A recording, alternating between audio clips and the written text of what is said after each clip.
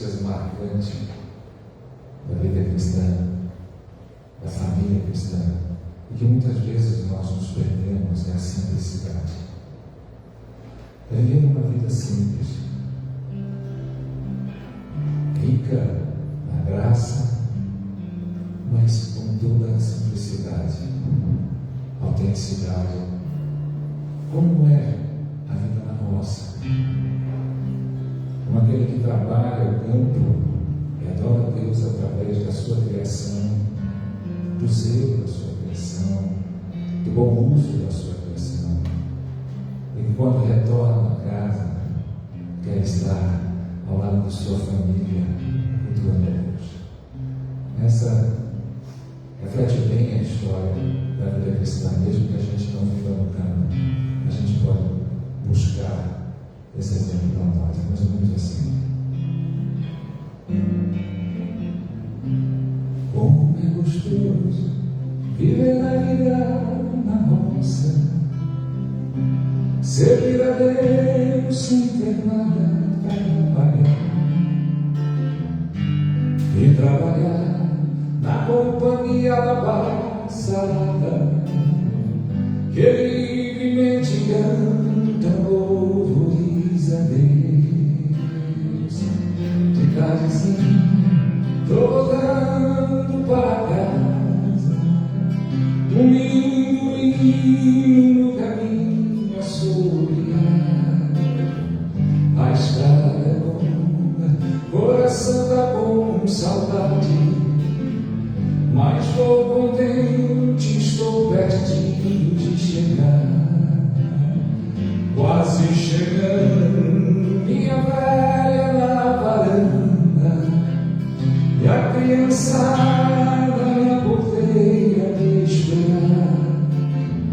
Ainda dá tempo de cuidar da criação, por tudo isso louvo a Deus de coração. Vida na roça é tão tranquila, quando a gente serve a Deus, nada atrapalha. No silêncio Ele fala, não troco meu sertão por nada neste mundo. O sertão é onde a gente fica mais perto de Deus. Vida na roça é tão tranquila, quando a gente serve a Deus, nada atrapalha. No silêncio Ele fala, não troco meu sertão por nada neste mundo. O sertão é onde a gente fica mais perto de Deus.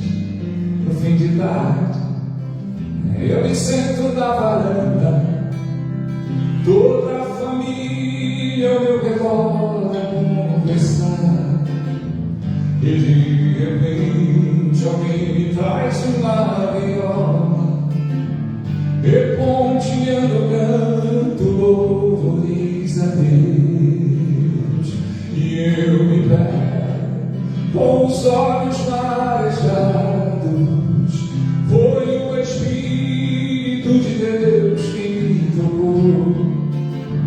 De uma conversa costumeira de fim de tarde, o lindo culto dedicamos ao Senhor. Vida na roça é tão tranquila, quando a gente serve a Deus, nada atrapalha. No silêncio Ele fala, não troco meu sertão por nada neste mundo. O sertão é onde a gente fica mais perto de Deus. Vida na roça é tão tranquila, quando a gente serve a Deus, nada atrapalha. No silêncio Ele fala, não troco meu sertão por nada neste mundo. O sertão é onde a gente fica mais perto de Deus. Amém. O quanto de Deus, né? Às vezes nós esquecemos que é Deus. Um Deus que abre portas onde não tem porta, um Deus que é capaz de quebrar toda maldição, um Deus que transforma vidas. Ah, Deus.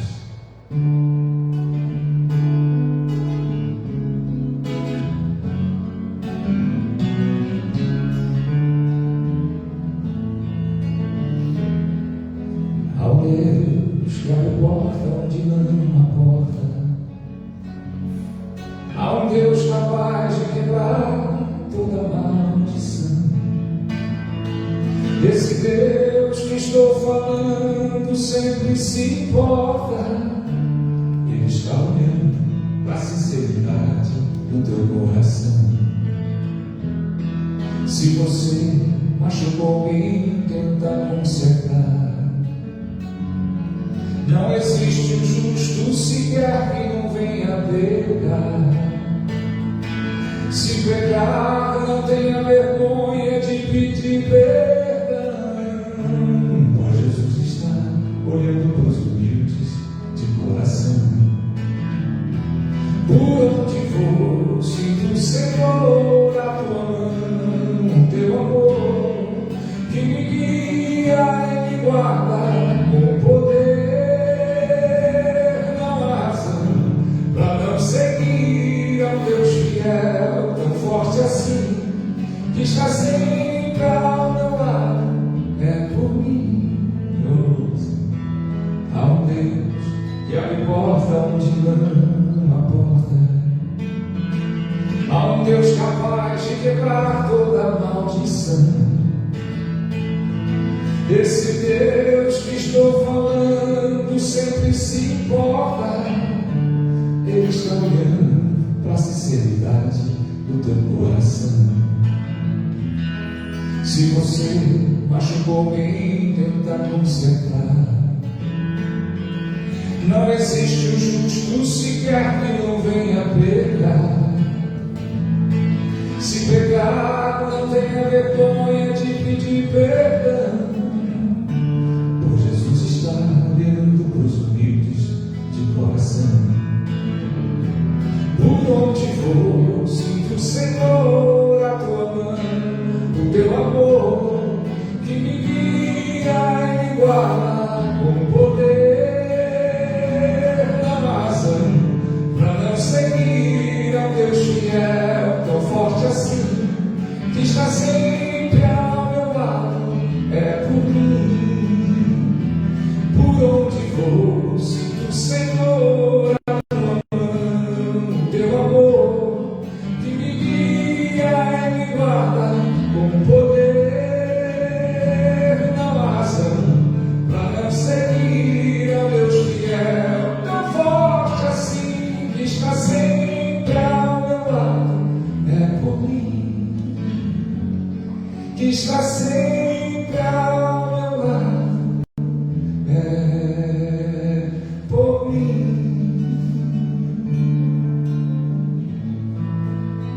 Amém, Jesus. Nós sempre falamos da temporalidade dessa vida. Somos peregrinos nessa terra, essa vida passageira. E o que nós estamos fazendo? O que nós estamos fazendo com essa brevidade de vida existencial que nós temos aqui? Estamos fazendo aquilo que o Senhor nos chamou a fazer? Se te falar agora de uma vida breve, como as nuvens que passam, ela também vai. Como uma fumaça leve que o vento espalha, como uma porção de palhas devoradas pelo fogo. Assim a nossa vida frágil, como um sonho de cristal. E a vida vai acontecendo, e a gente acha que é normal. Não deixe a vida passar sem nada a fazer. Veja que muita gente ainda espera por você para levar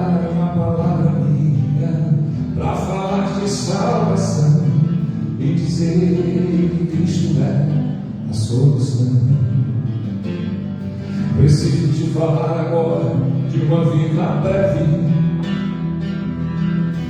como as nuvens que passam, ela também vai, como uma fumaça leve que o vento espalha, como uma porção de palhas devoradas pelo fogo. Assim a nossa vida frágil, como um sonho de cristal, e a vida vai acontecendo e a gente acha que é normal. Não deixe a vida passar sem nada pra fazer. Veja que muita gente ainda espera por você, pra levar uma palavra amiga, pra falar de salvação e dizer que Cristo é a solução. Como é que você tem deixado a vida? Você tem deixado a vida passar e tem aceitado as normalizações da vida, da cultura do mundo? Você tem levado essa palavra amiga? Você tem dito em todos os lugares que Jesus é a solução? Deixa a vida passar sem nada a fazer. Veja que muita gente ainda espera por você, para levar uma palavra amiga, para falar de salvação e dizer que Cristo é a solução. Você concorda comigo com essa palavra? Amém? Eu digo assim: vou levar, vai, vou levar uma palavra amiga, vou falar de salvação. Vou dizer que Cristo é a solução. Vamos lá? Vou levar, vou falar de salvação. Vou dizer que Cristo é a solução. Está ficando bom. Vou levar uma palavra amiga, vou falar, vou dizer que Cristo é a solução. Vou levar uma palavra amiga, vou falar de salvação, vou dizer que Cristo é a solução.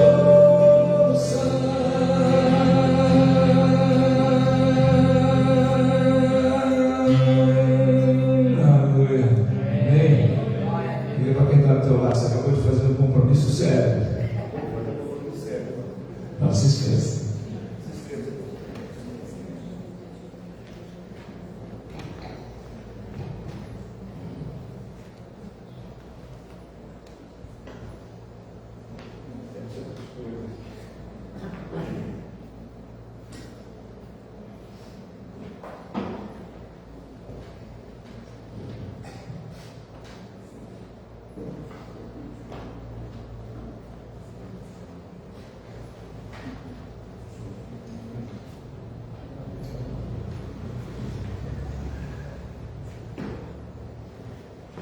Irmãos, nós vamos continuar com o reverendo, falando aos nossos corações.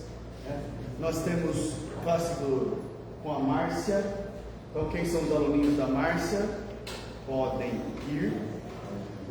Quem não é aluninho da Márcia pode ficar.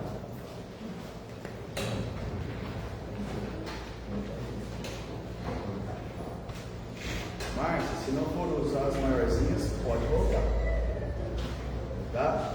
Elas já estão avisadas. Queridos, nós vamos continuar com os nosso irmão, falando do nosso coração, e nós vamos orar por ele, pedir a Deus que nos abençoe e use o servo dele nas nossas vidas. Vamos orar por isso.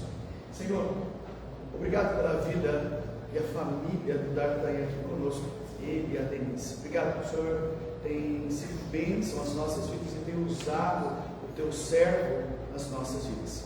Nessa manhã, Senhor Deus, continue a iluminar, a fazer dele a sua boca, Pai, aos nossos corações. edificando, exortando, transformando-nos, ó Pai, para o Senhor, aptos sempre para toda boa obra do Senhor. Nós louvamos a Ti, rogamos o Teu cuidado, o Teu amor, em nome de Jesus. Amém. Amém.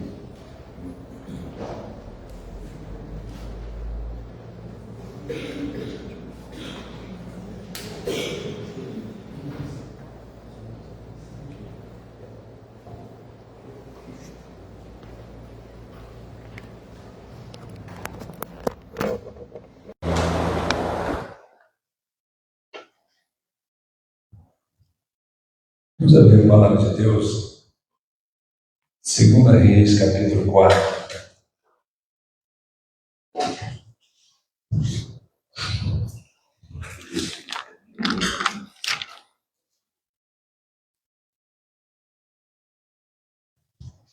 Obrigado. Sua aguinha, reverendo. Não vai haver conflito hoje. Já perdoei, já. Eu acho que essa bronca teve direção, mas eu não sei para onde. Meus olhos não me acusam.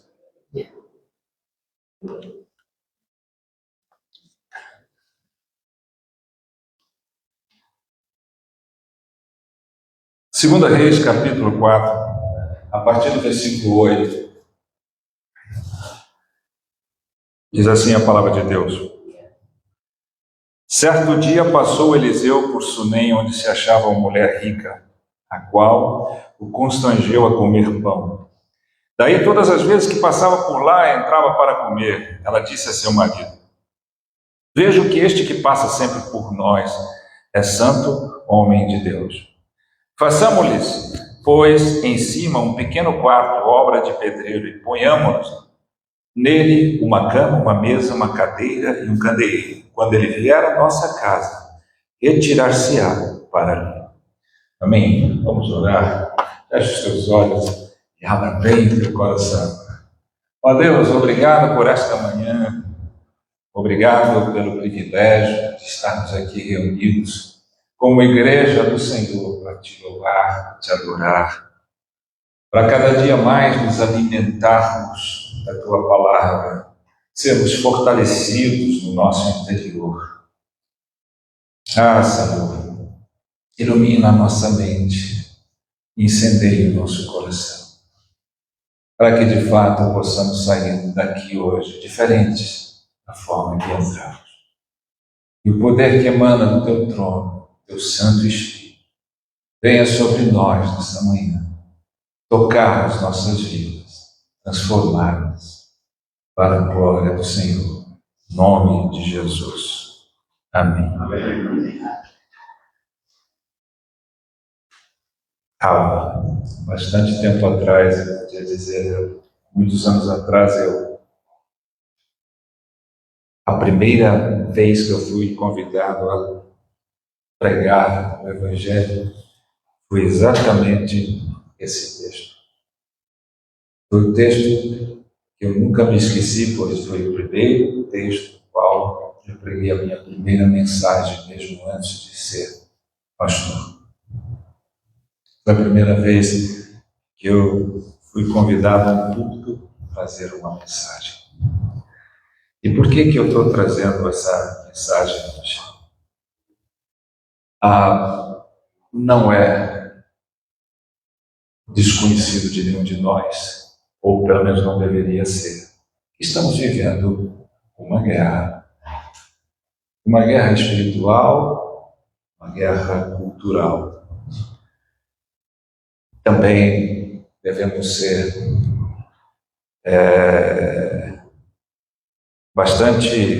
fazer uma autoavaliação de que nós estamos perdendo muito nessa guerra. Estamos sofrendo muito. Talvez porque muitos de nós ainda não entendem que nós estamos numa guerra. Só que essa guerra, ela não é mais uma guerra bélica, uma guerra de munições, de canhões, de armas. Ela é uma guerra cultural, de narrativas, de palavras, de distorções, de falsas impressões, de muitas coisas que invadem a nossa vida, de movimentos filosóficos, de uma série de coisas. E o que muitas vezes nós não percebemos é a estratégia do inimigo. A estratégia do inimigo é sempre tirarmos o foco e fazer com que nós percamos o foco, o objetivo e o direcionamento, o sentido, o propósito das nossas vidas. E eu queria trazer essa mensagem para que a gente possa avaliar não às vezes a causa completa, mas uma das causas talvez mais relevantes. E quando a gente lembra da serpente com Eva lá no Éden, a serpente, ela fez o quê? Que Eva perdesse o foco. O que ela seduziu Eva? Ao invés de Eva olhar para tudo que Deus dava, ela fez Eva olhar para o que Deus aparentemente não lhe estava dando. O engano é esse, você olhar para aquilo que lhe é negado para o lado errado. É fazer você perder todo o foco do contexto e distorcê-lo. E veja, por que eu estou dizendo isso? Nós estamos muito mais preocupados em olhar, em enxergar, em ver o mundo, do que em o mundo nos ver. A maior conversa nossa quando nos encontramos, a mesma conversa desde quando eu cheguei aqui, para onde eu vou, na minha igreja aqui, na igreja qualquer. Olha como é que está o mundo. O mundo está difícil. As coisas estão difíceis demais. O que vai acontecer? Olha como é que estão esses jovens. Olha como está essa cultura. E a gente não percebe que a gente está olhando demais para o mundo, que é o que ele quer. Mas o mundo não está olhando para nós. O mundo já não nos enxerga. E é isso que está faltando em nós. Parar e perceber, peraí, é o mundo que tem que me ver. É o mundo que tem que olhar para mim. É eu que tenho que atrair os olhos do mundo, não o mundo atrair meus olhos para ele. E ele consegue perverter isso, ele consegue inverter esse processo. Veja bem, você vai lidar com seus familiares que não são crentes. Você fica olhando pelos que eles fazem, você fica falando o que eles fazem, pensam, sentem. Mas o quanto você tem se preocupado em como eles te veem? Quanto você tem despertado o olhar deles para a sua vida? E aí eu digo, para a sua vida cristã, o seu discipulado, porque nós fomos chamados não para sermos seguidores de Cristo, mas para sermos iguais a Deus. As pessoas deveriam olhar para nós. Quando você pega o Sermão do Monte, Jesus nos disse, você precisa ser, ele disse, vós sois a luz do mundo e o sal da terra. Mas se a luz estiver escondida debaixo do quê? Vai iluminar aqui. Se o sal ficar insípido, vai servir para quê? Então nós não deixamos de ser luz, nós não deixamos de ser sol, o que nós passamos a ser é uma luz apagada e um sal insípido. E é isso que nós precisamos parar. E é disso que eu quero trazer aqui hoje.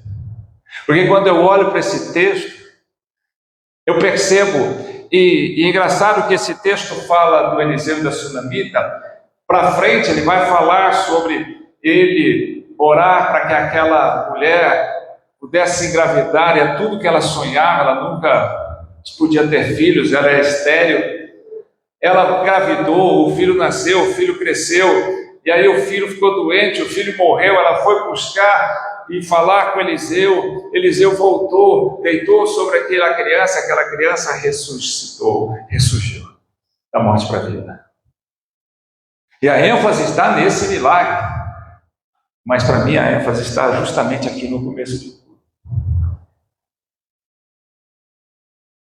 Está em como nós estamos sendo vistos pelo mundo, pelas pessoas que te cercam. E quanto você está interessado em ser visto pelas pessoas que te cercam? Quanto o inimigo, na sua tática, na sua estratégia, fez com que, ao invés de eu buscar ser visto, eu parei e estou olhando para o mundo. E aí eu estou olhando para o mundo e acabando copiando, porque eu olho para ele. Ele me tirou do foco.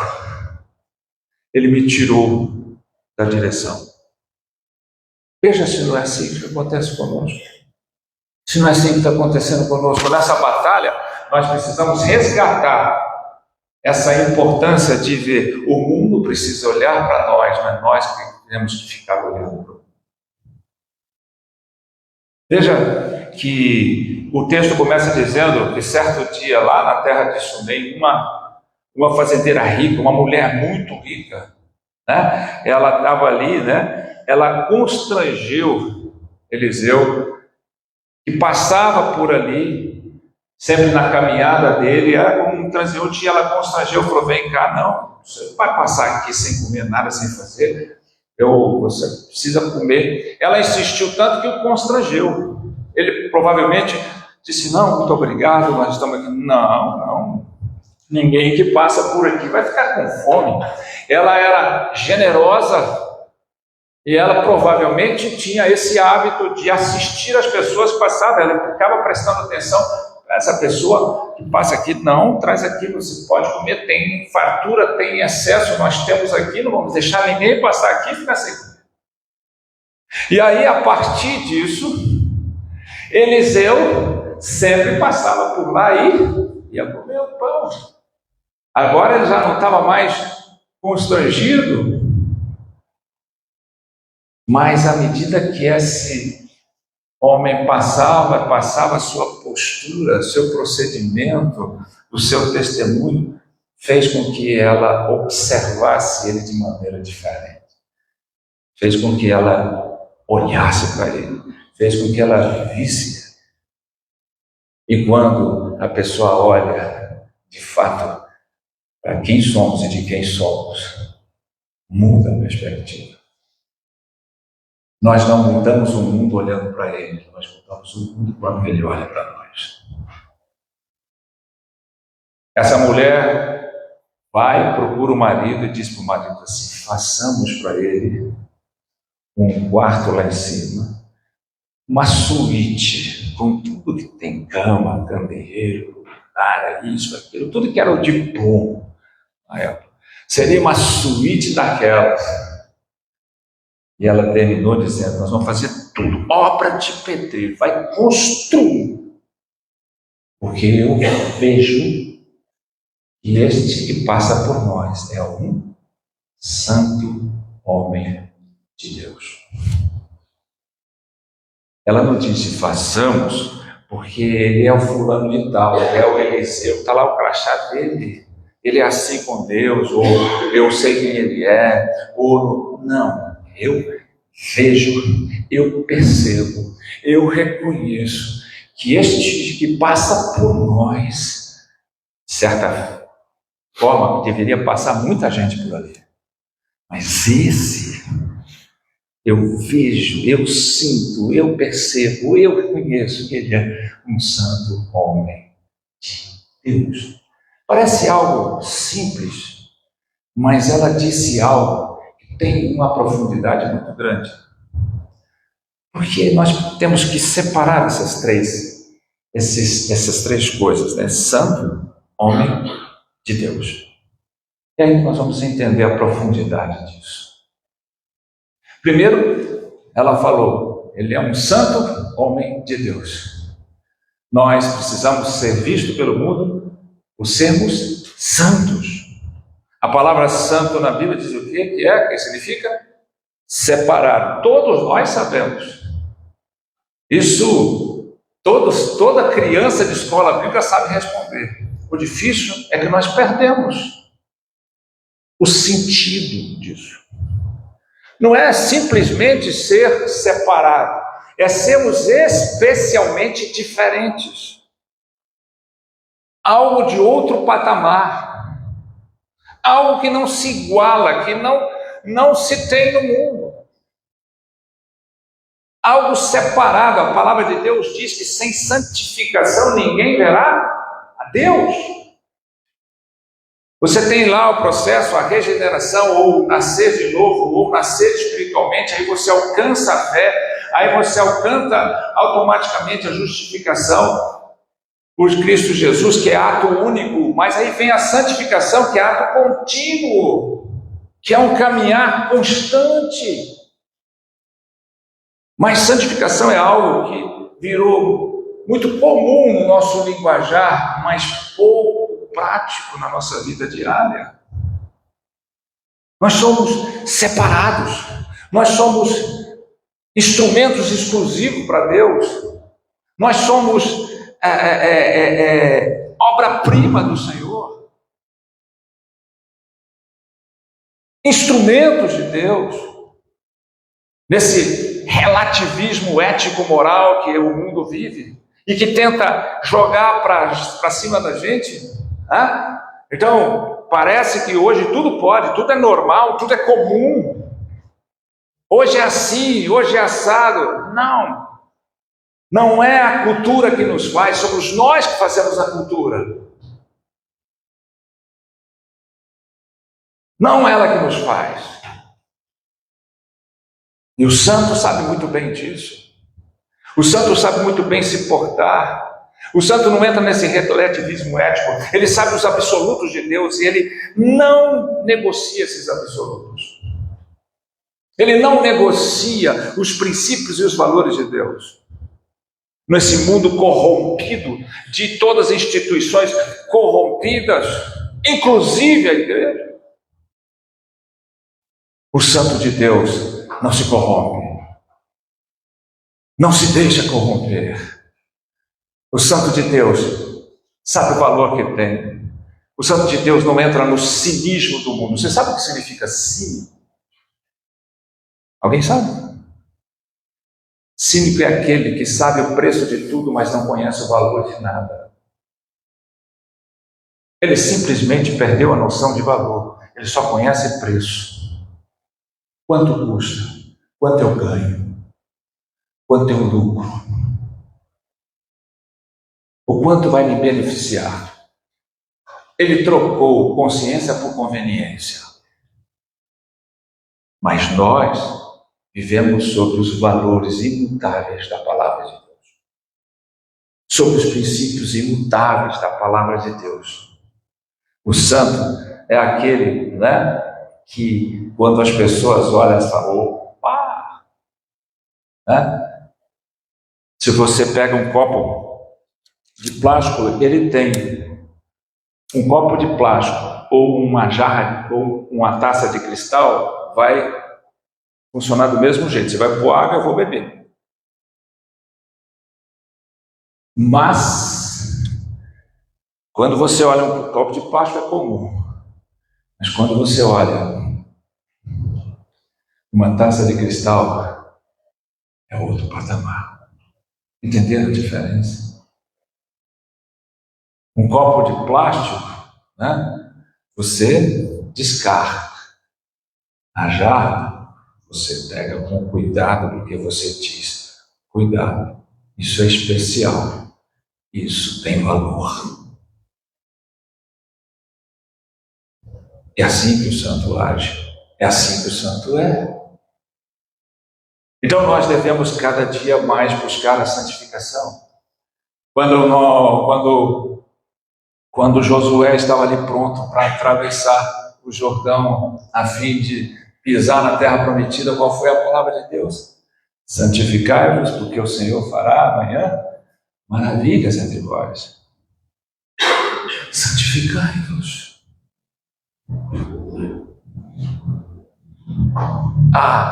A primeira coisa que nós devemos pensar e tremer quando a gente vem para o culto, o que é? É que estamos vindo diante, adorando diante de um Deus que é santo, santo, santo.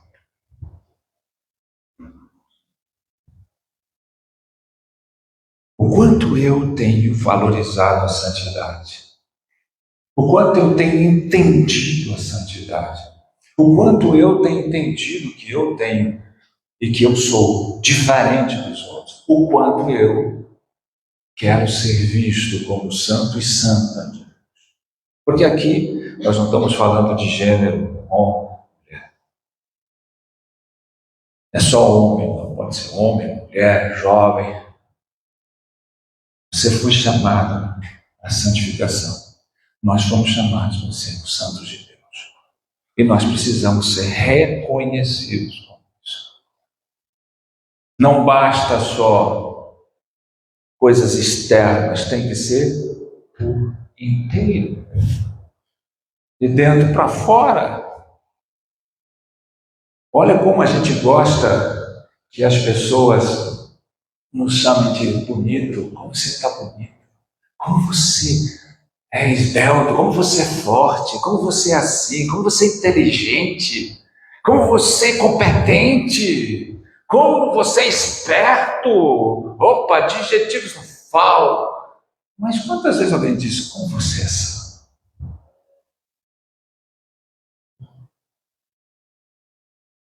Nós queremos o que para os nossos filhos? Que eles sejam inteligentes, competentes, prósperos. Que eles sejam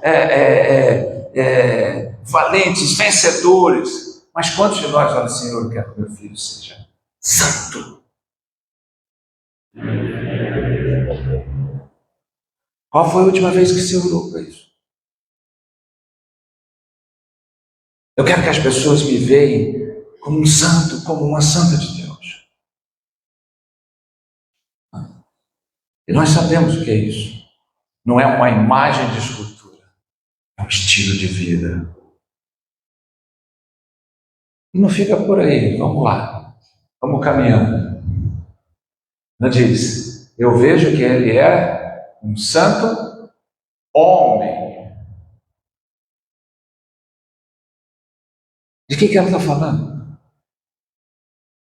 Quando Salomão ia assumir o reinado, o último conselho que ele recebeu do seu pai Davi foi o quê? Olha, seja esperto, seja inteligente, seja competente, cuidado, seja cauteloso, seja isso, seja aquilo. Não, sabe a única coisa que Davi disse? Ser corajoso e ser homem. É isso que você precisa, ser corajoso e ser homem. Por que eu estou trazendo isso? De que esse homem é só macho? Não veja por essa linha. Homem como alguém que é adulto, que é homem de verdade, que é mulher de verdade, que é maduro de verdade. Porque nós estamos vivendo um infantilismo terrível, um mimimi terrível. Quantos homens e mulheres na igreja que não passam de meninos, reagem como meninos, agem como meninos, nos seus casamentos, nas suas relações familiares, nos seus negócios no mundo. Quantos de nós estamos imaturos, infantis? Eu costumo dizer nas minhas ministrações que uma criança encontra a sua maior alegria onde? No que ela tem. Vai visitar o menino que está fazendo aniversário, ou vai visitá-lo, que ele vai levar você para ver o brinquedo que ele tem, a bola que ele tem, se for menino, a boneca, a casinha. Olha aqui, olha aqui. Se você não puder ir no aniversário de um sobrinho, de alguém, de um pequeno, mas mandar o presente, você vai ser benquista. Mas se você for sem presente, é melhor não ter ido. Agora, onde um jovem encontra a sua maior alegria? Naquilo que ele faz.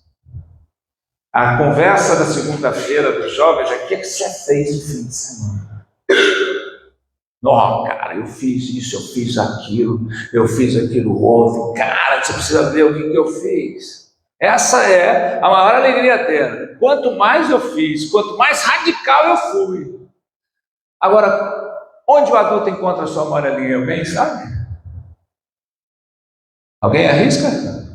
Naquilo que ele é. Naquilo que ele é. Agora, o que nós vemos na realidade hoje, infelizmente, não só do mundo, mas nas igrejas? Um monte de gente infanto, juvenil e corpo adulto. Porque só vê alegria no que faz e no que tem, nunca no que é. Deus nos chamou a ser. Quem é, pode ter e pode fazer, mas quem faz e tem, nunca é. Você não vai ser tendo ou fazendo, mas você sendo, você vai fazer com possibilidade ou ter com possibilidade. É apenas possibilidade, mas ser é o objetivo. Lembra do jovem rico? O que eu faço para ter a vida eterna? Jesus falou: larga tudo e vencer. Ele foi embora. Perdeu. Então nós precisamos parar e repensar. Eu estou sendo homem de verdade, mulher de verdade? Nesse mundo em que eles estão querendo destruir até a identidade de homem, de mulher e criar uma nova? E influenciar para distorcer isso. E nós estamos, às vezes, aceitando essa normalização muito apaticamente. Mas as pessoas precisam ver em nós o que é ser homem de verdade, o que é ser mulher de verdade, de coragem, de esforço, de determinação, de maturidade. A palavra perfeito, porque no grego chama sede perfeito como eu sou, o meu pai é perfeito, como buscar a perfeição, a estatura do varão perfeito. Perfeito, neste caso, tem sentido de maturidade, e não de perfeccionismo ou de impecabilidade. Maduro é aquele que é capaz de lidar com a contradição sem se perder no contraditório. Quantas vezes nós nos perdemos? Falta de maturidade, falta de crescimento. A última instrução do apóstolo Pedro na sua carta, capítulo 3, versículo 18, é o quê? Crescei na graça e no conhecimento do Senhor Jesus Cristo. Crescei. Você está crescendo? Você está amadurecendo? É engraçado porque se a gente vê uma criança de 5 anos fazendo o que criança de 5 anos faz, a gente acha normal. Mas se a gente vê um cara de 15 anos fazendo o que uma criança de 5 anos faz, a gente acha normal? Você vai procurar um médico, não vai? Por quê? Porque não é possível que uma pessoa de 15, de 20 anos fique brincando de pique-esconde e fica debaixo da mesa.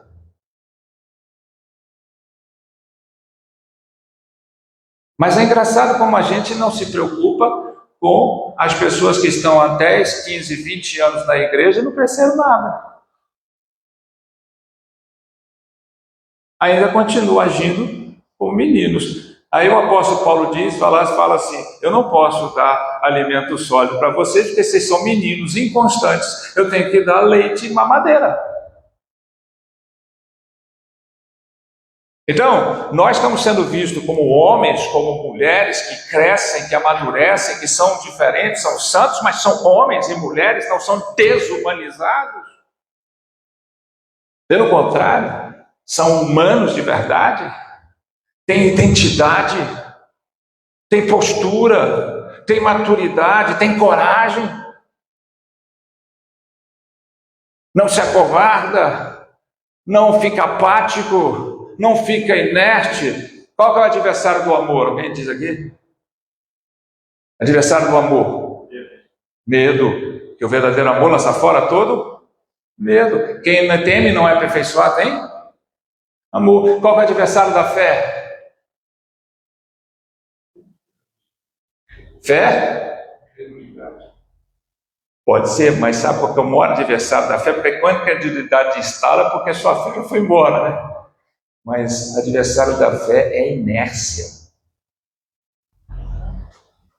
Porque a Bíblia diz que o verdadeiro justo anda por fé. De fé em fé. Ele não fica estagnado, parado, observando o que está acontecendo.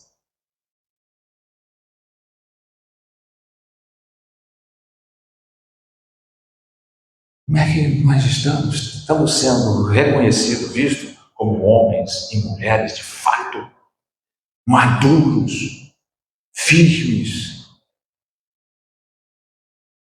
corajosos, não apáticos, não estagnados. Como é que nós estamos? Ou somos meninos e vamos continuar sendo meninos inconstantes? Olha para as suas reações. O nosso maior problema, o que evidencia mais a nossa caminhada cristã, não são as nossas ações, são as nossas reações. Quer ver como é que o irmão está, se ele está melhorando a sua vida e transformando? Coloca ele para jogar futebol. Quando começa, eles todos oram, não é? Será que aqui é igual lá? Vai começar o racha, né? Aqui vocês chamam de rachinha, de futebol, de pelada, qualquer coisa desse tipo, não é? Aí vai começar, quem que começa? Vê se eu estou errado. Vamos orar. Todo mundo ora. Senhor, estamos aqui para louvar o teu nome nesse joguinho. Somos todos irmãos. Estamos aqui para o nosso lazer. E oramos para que o Senhor não nos deixe acontecer nada, nenhum saia machucado. E que tudo seja bom, Senhor, em nome de Jesus. Mais ou menos assim, né? 2 minutos. O irmão vai lá, dá uma canelada, um chute no outro. O que é isso, cara? Quem é você, cara? Você não sabe jogar bola, não. Aí o próximo pega. Aí acabou, né? Porque é 2 minutos. O outro errou o gol, você já chama ele de canela, de perna de pau, e aí o cara já ofende, vou embora, vou contar para o pastor. É ou não é? Eu tô errado? Isso acontece em todo lugar. Não temos nem maturidade para reagir, né? É na reação que nós mostramos em que nível estamos de maturidade. Como a gente reage às circunstâncias. Como a gente reage às divergências, como a gente reage às diferenças, como a gente reage ao contraditório. Como você está reagindo? Isso é que é mostrar se você é homem ou menino, mulher ou menina. Se você cresceu ou não. Porque a gente sabe como o mundo reage. Mas o mundo sabe como nós reagimos.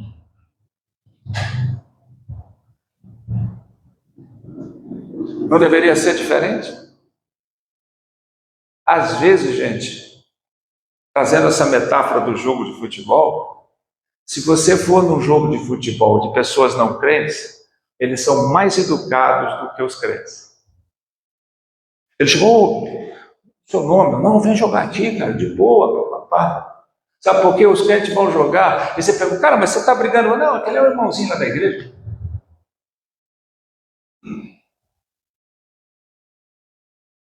Ao invés de a gente ser o diferente, a gente faz pior. Então, não está na nossa ação, está nas nossas reações que definem. Então, será que nós estamos sendo de fato homens e mulheres? De fato? Ou estamos sendo meninos? Ela diz, eu vejo que ele é um santo homem. Davi disse para Salomão: ser corajoso e ser homem, porque se você for menino, você não vai conseguir comandar esse reino. Se você for menino, você não vai conseguir comandar a sua casa. Se você for menino, você não vai conseguir ser diferença.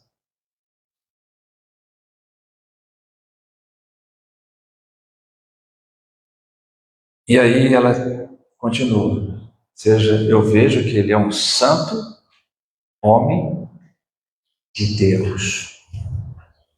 É engraçado que se você for no começo, você poderia dizer assim: olha, marido, eu quero que nós possamos fazer um quarto e fazer algo para esse homem, porque eu vejo que ele é um homem bom, que ele é um homem do bem.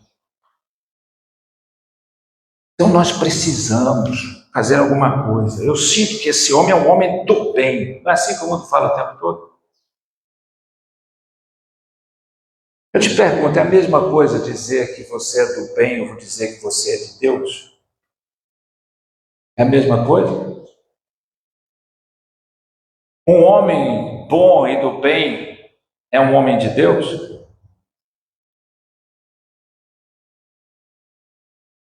O jovem rico era o quê? Um homem bom e do bem. Ele chama Jesus de quê? Bom mestre.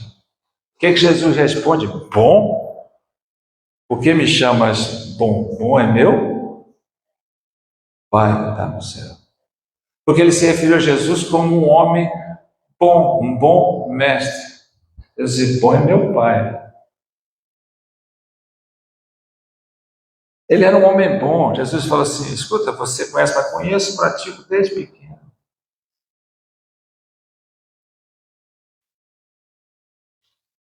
É engraçado isso. Ser bom e ser do bem não é suficiente. Precisa ser de Deus. O que essa mulher está dizendo aqui? Aquilo que nós muitas vezes não entendemos. Nós não somos apenas servos de Deus. Nós somos escravos de Deus. A maioria das vezes, quando você diz Senhor, você está falando no grego a palavra Kyrios. E quando você diz escravo, doulos. E muitas vezes a Bíblia coloca servo no lugar de escravos, porque fica muito difícil, é uma marca muito triste da história humana, a escravidão. Mas na época de Jesus, escravidão era muito comum e não tinha diferença entre branco, preto, amarelo, e o pobre. Às vezes o escravo era muito mais bem tratado do que o livre. Depende do seu Senhor. Quando você fala de servo, o servo pode ser contratado, não é? Você contrata um servo, significa o quê? Que esse contrato pode ser quebrado, pode ser finalizado, pode ser desfeito, ou não? Agora, o escravo é comprado, adquirido. E Jesus contratou nós com seu sangue ou nos adquiriu com seu sangue? Responde? Adquiriu. Nós somos propriedades dele ou nós somos só alguém que o serve?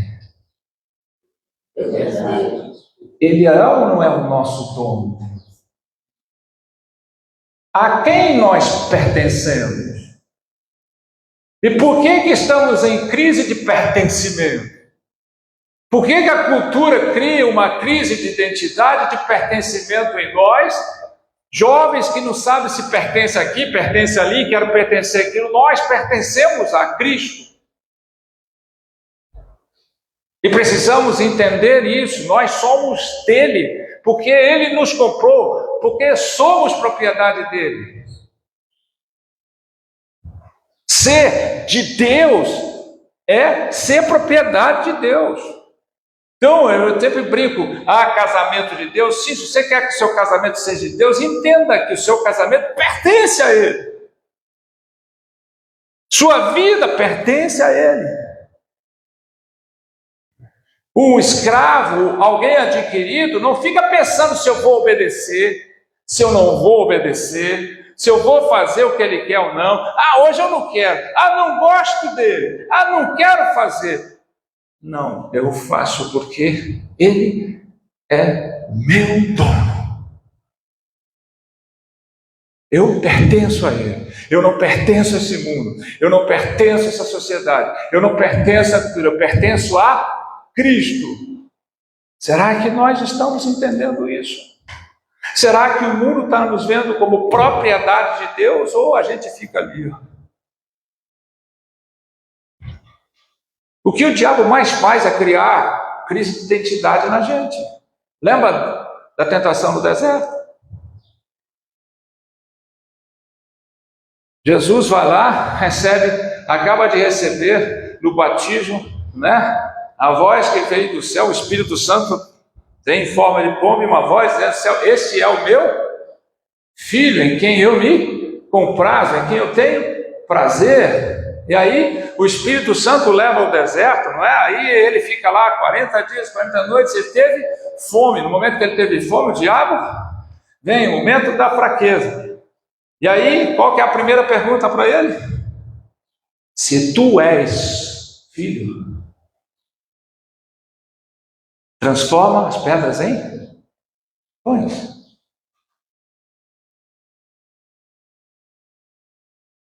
Jesus responde o quê? Está escrito, nem só de pão viverá o homem, mas de toda palavra que sai da boca de Deus. Aí ele leva ele lá no pináculo e diz: se tu és filho, pula daqui. Qual que é a sutileza aí? Está escrito lá, dará ordens aos teus anjos, né? O Salmo. Também está escrito: não deverás tentar o Senhor vosso. Qual que é a sutileza? Você é filho mesmo? Você é filho mesmo? Você pertence a Ele mesmo? Você é dele mesmo? Faz isso, prova, mostra. Toda vez que eu tento provar quem eu sou, significa que eu não tenho certeza, entro em crise. Quando eu pregava muito nas casas de recuperação de alcoólatras, drogados, eu falava para eles: olha, você vai sair daqui a um tempo, e você sabe por que 70% voltam? Porque você sai daqui tentando mostrar e provar para o mundo que você não é mais um drogado, um alcoólatra. Toda vez que você tenta provar quem você entra em crise. Você não sabe quem você é. Nós somos de Deus ou não? Eu não preciso provar que eu sou de Deus. O mundo precisa ver que eu não tenho dúvidas, que eu pertenço a Cristo. Amém. Que minha casa pertence a Cristo. Que a minha vida, a vida dos meus, pertence a Cristo, que eu não abro mão disso. Ele não vai criar uma crise de identidade em mim, porque a minha identidade já está fixada. Melhor do que ser chamado de doutor, de doutora, de pastor, de mestre, de mãe, de pai, é ser chamado de filho. Filho de Deus. Essa é a melhor. Tem muita gente se empolgando pelo título que tem, e tem muita gente desprezando o maior de todos. O mundo se empolga por títulos. Nós nos alegramos pelo pertencimento que temos em Cristo Jesus. Somos filhos de Deus em Cristo Jesus. Pertencemos a Ele. Somos dele. Amém ou não? Amém. Então vocês entenderam o que significa isso? Agora, quando você chega diante dos seus familiares que não são convertidos, é você que olha para eles ou eles que olham para você? É você que os vê Ou é Ele que os vê e te vê? Ou são eles que te vê? É você que olha os defeitos, as divergências, as diferenças dele? Ou eles que olham que você é um santo homem de Deus ou uma santa mulher? Como os nossos filhos nos veem? Como queremos ser vistos? Como o mundo está te vendo? Um competente? Um trabalhador? Um homem bonito? Uma mulher bonita? Ou como um santo homem de Deus, uma santa mulher de Deus? Então, para refletir. Uma das características dessa guerra é que nós estamos olhando para o mundo e vendo o mundo, e o mundo não está nos vendo. Nós paramos de sermos vistos pelo mundo naquilo que o Senhor nos chamou. Nós paramos de sermos vistos pelo mundo como santos, como homens e mulheres e como propriedades de Deus. Nossos jovens estão procurando pertencimento porque não conseguem enxergar em nós, não conseguimos passar para eles que nós pertencemos a Cristo. E que ninguém vai roubar essa identidade, que ninguém vai roubar essa verdade, que ninguém vai roubar essa realidade. Se nós tivermos isso, nós não vamos ficar preocupados com um monte de estratégia. Nós não vamos entrar nesse relativismo. Nós não vamos procurar ficar olhando para o mundo, porque a gente acaba copiando, né? Se a lei faz a gente copiar, o apóstolo Paulo fala, eu não conhecia a cobiça, até conheci a lei que diz, não, cobiçarás. Aí eu despertei para quê? Para cobiça. Então, meus amados irmãos, propriedades de Cristo Jesus, hajam como tais, vivam como tais, reajam como tais. Parem de ficar preocupados em moldar as pessoas do mundo antes de pensar como eles estão te vendo. Faz muito mais efeito atrair os olhares do mundo do que sermos atraídos a olhar ele. Essa é a sutileza do engano. Fica olhando para o mundo, comentando o mundo e esquecendo de que o mundo precisa comentar de nós, de que o mundo precisa falar de nós, de que o mundo nem que sejamos perseguidos por aquilo que somos. Porque essa é a nossa história. Essa é a história da igreja. Mas a palavra de Deus é clara quando ela disse que as portas do inferno não prevalecerão contra ela. Então nós não vamos ser derrotados. E Cristo já venceu. Nós precisamos assumir isso. E não ficar, né? Crente 3S. Quem sabe o que significa crente 3S aqui? Salvo, sentado e satisfeito.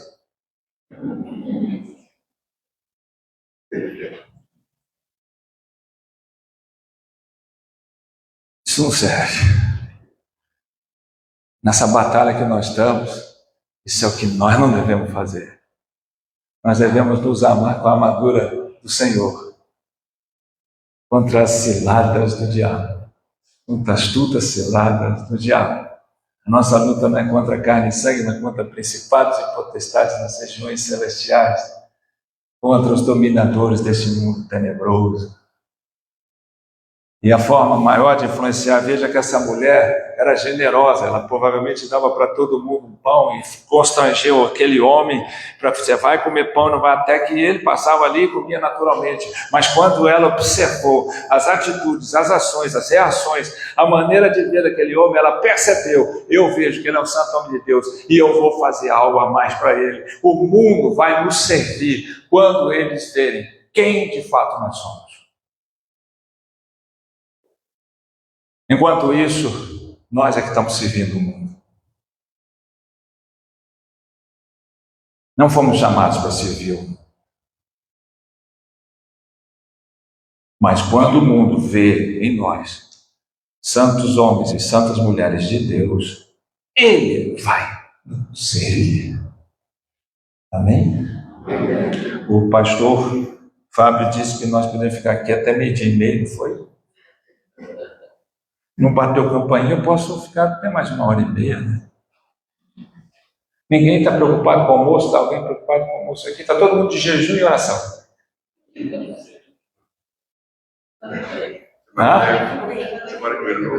Semana que vem? Já jantou uma semana. Mais ainda, está tão empolgado, vamos mais uma semana. Né? Mas nós vamos parar por aqui, nós vamos orar. Eu quero que você faça um autoexame, uma autoconfrontação. A Bíblia sempre nos chama ao autoexame, a olhar para dentro de nós, para que a gente pare de olhar para o mundo e faça o mundo olhar para nós. Não importa se vai perseguir, se vai... Às vezes, ao invés de nos dar um quarto, uma suíte, você vai querer tentar destruir a nossa vida. Não importa. Não importa. Importa que ele olhe para nós e fale: esse povo é diferente. De fato. E antes que o mundo olhe para nós, vamos ver se os que estão nos cercando estão vendo isso em nós. Se o que estão nos cercando vê isso em nós. Eu tive várias experiências dessa e me alegrou muito de estar num lugar, né? E alguém chegar e falar assim: você é diferente, o que você faz? Por que você é assim? Eu não te conheço, mas me desculpe. Quantas vezes você viu alguém olhar para você e ver a diferença? Sem que você se anuncie, sem que você diga nada. Vamos ficar de pé. Vamos orar.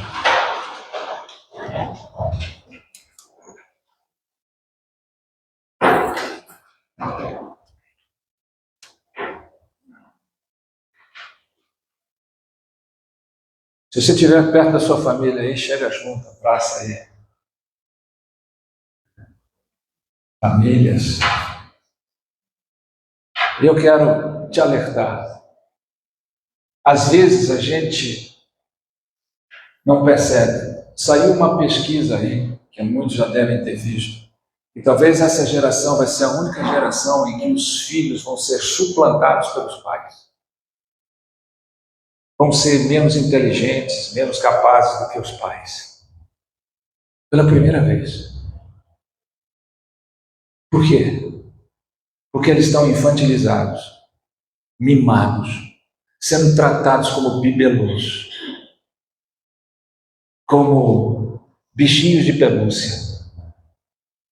Não deixamos eles crescer e virar homens e mulheres, nem os ajudamos com isso. Nós, pais, somos responsáveis por isso.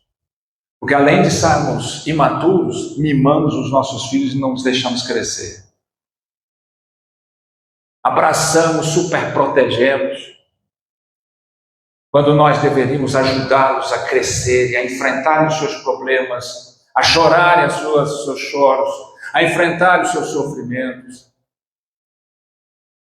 E nós estamos mimando. Nós estamos oferecendo os nossos filhos, que são herança do Senhor, para ser ferramenta do diabo. Para serem vulneráveis. Porque eles saem para as escolas e para as universidades e se tornam presas fáceis, porque eles se esquecem de que foram chamados a serem santos e santas, homens e mulheres de Deus. Para serem vistos, para proclamar o Evangelho, para saberem que não precisam pertencer a nenhum tipo de elite ou de, vamos dizer, de comunidade ou de grupinhos, porque eles pertencem a Deus. Então, pais, cresçam, amadureçam, parem de tratar seus filhos como menininhos, como bichinhos de pelúcia. Façam dos seus filhos homens e mulheres de Deus.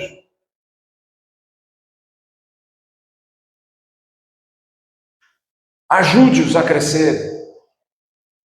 Faça com que eles vejam que nós somos santos homens de Deus, santas mulheres de Deus. Tenho essa convicção para que quando seu filho sair para o mundo, eu fale assim: eu sei que o meu filho é um santo homem de Deus, eu sei que minha filha é uma santa mulher de Deus, e eu estou aqui intercedendo porque eu sei. Ele pertence a Deus. Ele não vai ter crise de identidade. Ele não vai ter crise de pertencimento. Ele não vai ser vulnerável, como está hoje. Então, uma parcela disso está aí. Não temos crescido, não temos amadurecido. Então, sim, uma geração imatura, uma geração superficial, isso é a cultura. Mas cultura não nos faz. Nós que fazemos cultura. A nossa cultura é o que a palavra de Deus diz. A nossa cultura é aquilo que nós cremos. É aquilo que nós decidimos.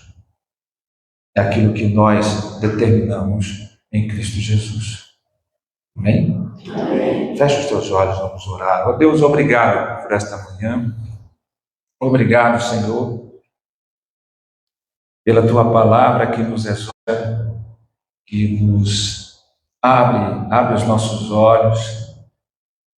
Passamos tanto tempo, Senhor, e não percebemos que nós é que estamos olhando para o mundo, mas o mundo não está nos vendo.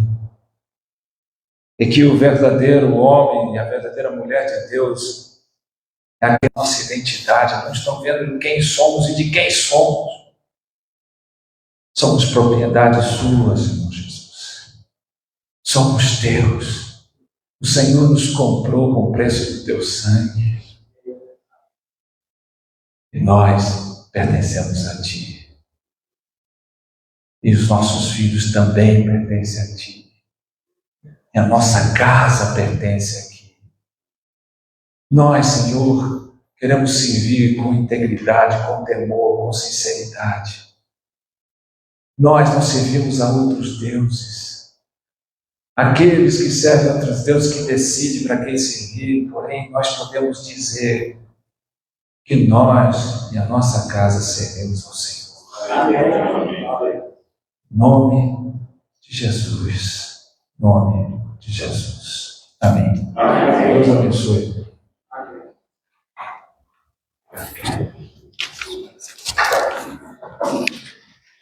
Meus irmãos, mais uma vez nós somos gratos a Deus pela vida do reverendo, também pela vida de cada um de vocês aqui.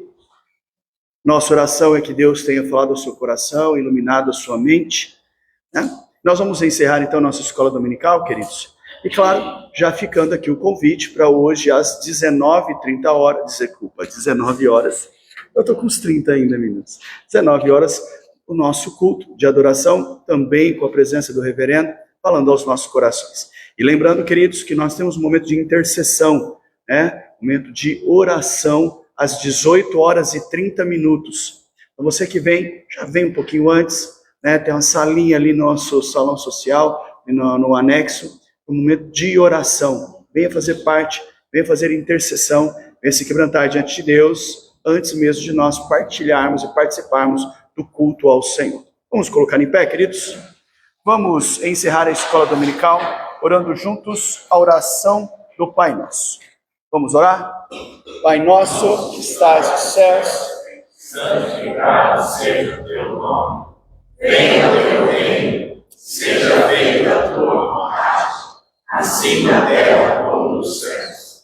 O pão nosso de cada dia nos dai hoje.